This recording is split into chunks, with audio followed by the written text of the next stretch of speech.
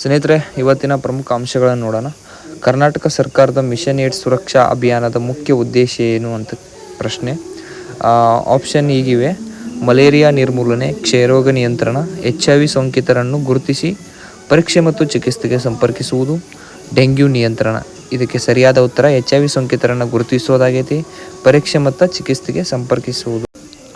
ಈ ಪ್ರಶ್ನೆ ರಿಲೇಟೆಡ್ ಪ್ರಮುಖ ಅಂಶಗಳನ್ನು ನೋಡುವುದಾದ್ರೆ, HIV ಅಂದ್ರೆ ಹ್ಯೂಮನ್ ಇಮ್ಯುನೋಡೆಫಿಷಿಯನ್ಸಿ ವೈರಸ್ ಅಂತೇಳಿ.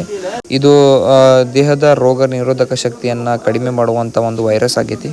ನೆಕ್ಸ್ಟ್ ಏಡ್ಸ್ ಅಂದ್ರೆ ಅಕ್ವೈರ್ಡ್ ಇಮ್ಯುನೋಡೆಫಿಷಿಯನ್ಸಿ ಸಿಂಡ್ರೋಮ್ ಅಂತೇಳಿ. ಇದು HIV ಸೋಂಕಿನ ಕೊನೆಯ ಹಂತವಾಗೈತಿ.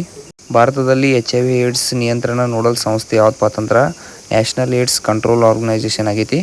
ಹಾಗೆ ಕರ್ನಾಟಕದಲ್ಲಿ HIV ನಿಯಂತ್ರಣ ಕಾರ್ಯಕ್ರಮಗಳನ್ನು ಅನುಷ್ಠಾನಗೊಳಿಸುವಂಥ ಸಂಸ್ಥೆ ಯಾವುದಪ್ಪ ಅಂತಂದ್ರೆ Karnataka States AIDS prevention society.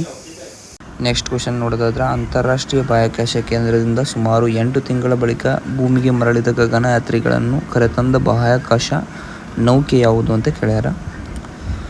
Option ಹಿಂಗಿದಾವ: Soyuz MS-28, ಸ್ಪೇಸ್ಎಕ್ಸ್ ಕ್ರೂ ಡ್ರ್ಯಾಗನ್, ಓರಿಯನ್ ಕ್ಯಾಪ್ಸ್ಯೂಲ್, ಸ್ಟಾರ್ಲೈನರ್. ಇದಕ್ಕೆ ಸರಿಯಾದ ಉತ್ತರ ಸ್ಪೇಸ್ಎಕ್ಸ್ ಕ್ರೂ ಡ್ರ್ಯಾಗನ್ ನೌಕೆ ಎಂಬುದು ಬಾಹ್ಯಾಕಾಶದಿಂದ 8 ತಿಂಗಳ ಬಳಿಕ ಸುಮಾರು 4 ಜನ ಗಗನಯಾತ್ರಿಗಳನ್ನು ಮರಳಿ ಭೂಮಿಗೆ ತಂದೈತಿ.